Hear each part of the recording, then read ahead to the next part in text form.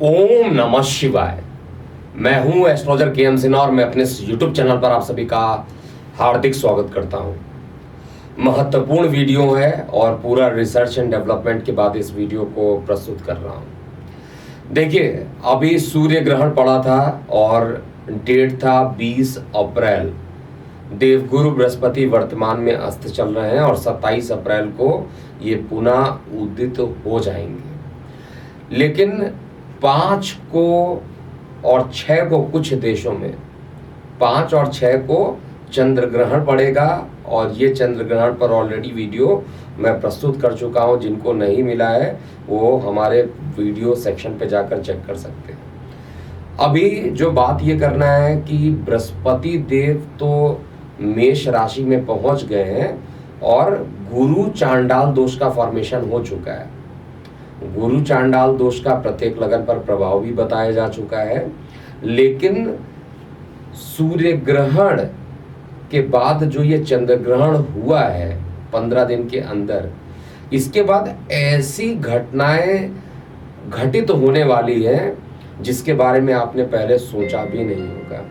और ये घटनाएं कौन कौन सी घटित होंगी और क्यों घटित होगी, आखिर इसके पीछे क्या रीजन है, क्यों मैं इतना ज़्यादा इस पर कॉन्फिडेंट होकर बोल रहा हूं, आप खुद ही सोच सकते हैं। देखिए, 10 मई एक ऐसा डेट होगा जहां पर सेनापति मंगल अपनी नीचस्थ राशि में रहेंगे। सेनापति अगर नीच राशि में उपस्थित होंगे और उस समय शनि की नीच दृष्टि भी बृहस्पति पर पड़ेगी।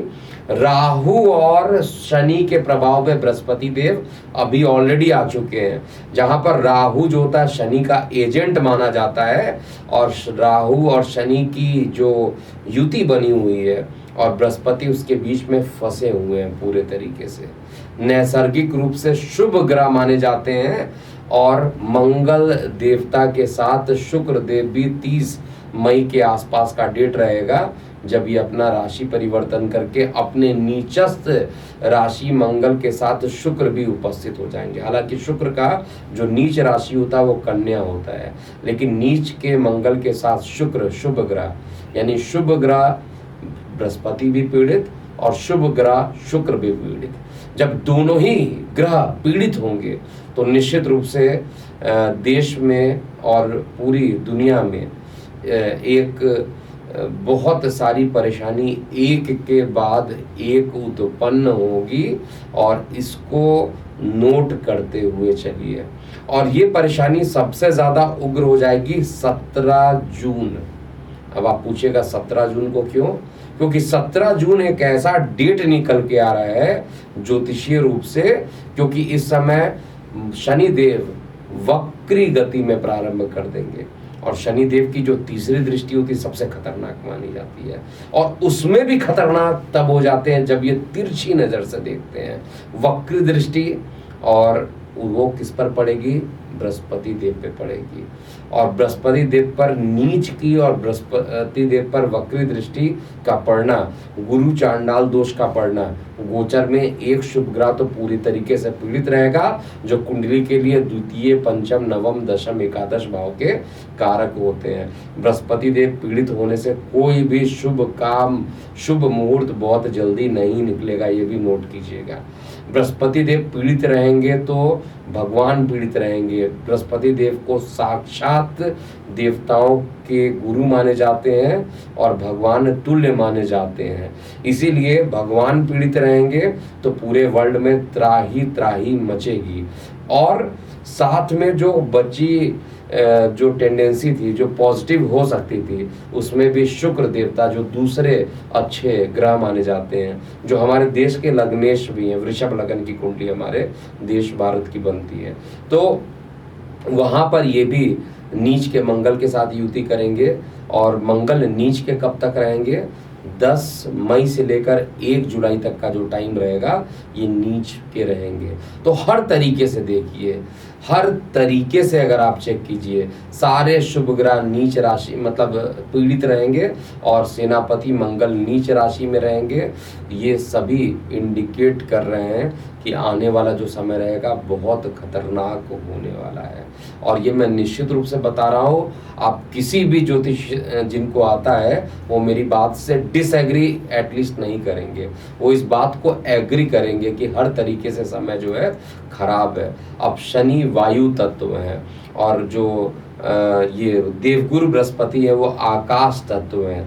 तो आकाश में विस्फोट होना, अभी एक रॉकेट जो लॉन्च किया गया था नासा के तरफ, वो टेस्टिंग के लिए भेजा गया था, आकाश में ही ब्लास्ट इसने किया था और बॉम्ब ब्लास्ट होने की बहुत सारी घटनाएं इसी ड्यूरेशन में आनी प्रारंभ हो जाएगी। किसी ना किसी प्रकार से वायु दुर्घटना होने की संभावना 17 जून से लेकर 1 जुलाई तक का जो टाइम रहेगा वो बहुत प्रबल रहेगा हर तरीके से, क्योंकि जब मंगल नीच के होते हैं तो खून खराबा बहुत तेजी से बढ़ जाता है, हर तरीके से ब्लड हर जगह होना, यानी युद्ध की स्थिति बहुत तेजी से बढ़ जानी।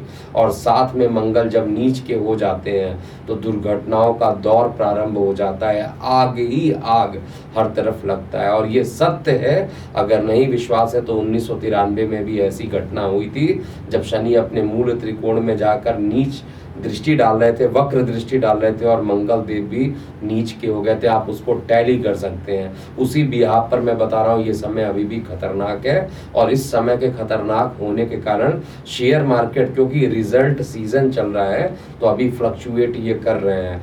मेरा जो शेयर मार्केट को गिरने का जो डेट दिया गया था वो अप्रैल मई जून जुलाई का 4 मंथ का डेट था और अगर ये मार्केट थोड़ा ऊपर भी होता है तो घबराने की बात नहीं है, आना तो इसको नीचे ही है। और जब सारी स्थितियां विपरीत रहेंगी तो मार्केट कैसे ऊंचा हो सकता है, मार्केट को नीचे आना है और जब मार्केट नीचे आएगा तो लोगों का इन्वेस्टमेंट गोल्ड में बढ़ेगा और इस कारण से जो गोल्ड का रेट है वो आगे बहुत तेजी से बढ़ेगा। और ये गोल्ड का रेट जो है नीचे की, अभी भी जो मैंने टारगेट दिया था 62,000 का, तो 61,500 के आसपास शेयर मार्केट में और 62,000 से भी ऊपर ये जनरल मार्केट में आपको दिखाई दिया होगा, यानी वो भविष्यवाणी थी वो भी सत्य हुई है। और जिस तरीके से एनकाउंटर हुआ और अमृतपाल पर भी जो भविष्यवाणी की गई थी, हालांकि डेट नहीं मैच हुआ, 7 दिन का बोला गया था, महीने के अंदर वो गिरफ्तार हो गया, लेकिन एक चीज तो कन्फर्म है कि भविष्यवाणी सत्य हुई है यहाँ पर। इसके अलावा क्रूड ऑयल में बहुत तगड़ा उछाल होगा, जिस तरीके से ईरान भी इस समय बहुत एक्टिव मोड में आ गया है और बाकी कंट्री में भी जिस तरीके के माहौल बने हैं, तो इस समय युद्ध की संभावनाओं से और ब्लास्ट होने की संभावनाओं से इनकार कोई भी नहीं कर सकता है और ऐसा होकर रहेगा। गोल्ड एक बार अगर शूटअप कर गया 62,000 के ऊपर, क्योंकि मैंने भी यही बोला था 62 क्रॉस अगर करता है तो 65 तुरंत आ जाएगा और ऐसा अगर होता है तो आपको आने वाले समय में दिखाई देगा। गोचर निश्चित रूप से बहुत अच्छा अभी नहीं बना है और अगर नहीं बना है तो मैं कैसे कह दूं कि ये समय अच्छा है। पूरे वर्ल्ड के लिए त्राही वाला समय हो सकता है और एजुकेशन के लिए भी बृहस्पति जाने जाते हैं, खुद पीड़ित हैं और वक्री शनि जब चलेंगे तो निश्चित रूप से एक पेंडेमिक के बढ़ने की संभावना भी अभी भी बहुत तेजी से बढ़ सकती है और इसका जो मैक्सिमा पॉइंट बनेगा वो 17 जून के आसपास मैक्सिमा बन जाएगा। जो कोविड के ग्राफ बन रहे हैं वो 17 जून तक अपने मैक्सिमम राशि पे रहेंगे। इसके अलावा राजनीतिक हत्याएं भी आपको देखने को मिलेंगी और बहुत खराब समय ये रहेगा और ये समय जल्दी बीत जाए ये भगवान से मैं प्रार्थना करता हूँ। और ये 1 जुलाई जैसे ही बीतेगा धीरे धीरे परिस्थितियां कंट्रोल में आएंगी और समय अनुकूल होगा। और इसी ड्यूरेशन में आपको मैं बार बार बता चुका हूँ, क्योंकि सूर्य ग्रहण और चंद्र ग्रहण दोनों ही ऑस्ट्रेलिया और साउथ ईस्ट में लगा है, इसलिए साउथ ईस्ट वाला एरिया पूरे वर्ल्ड के हिसाब से काफ़ी परेशान होगा। लेकिन मेदिनी ज्योतिष के हिसाब से और भी एरिया निकल के आ रहा है, जैसे यूरोप का एरिया निकल के आ रहा है, वहाँ पर युद्ध की संभावना अभी और बढ़ते हुए मुझे दिखाई दे रही है।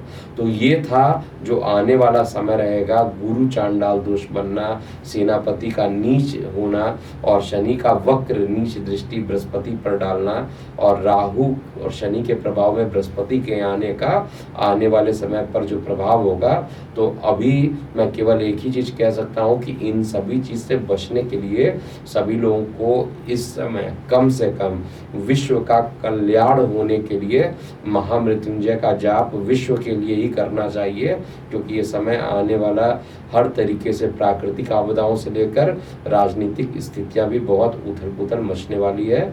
और जैसे ही जुलाई खत्म होगा ये स्थिति जो है थोड़ी कंट्रोल आएगी। तो अभी के लिए इतना ही। मैं हूँ एस्ट्रोलॉजर के एम सिन्हा। ओम नमः शिवाय।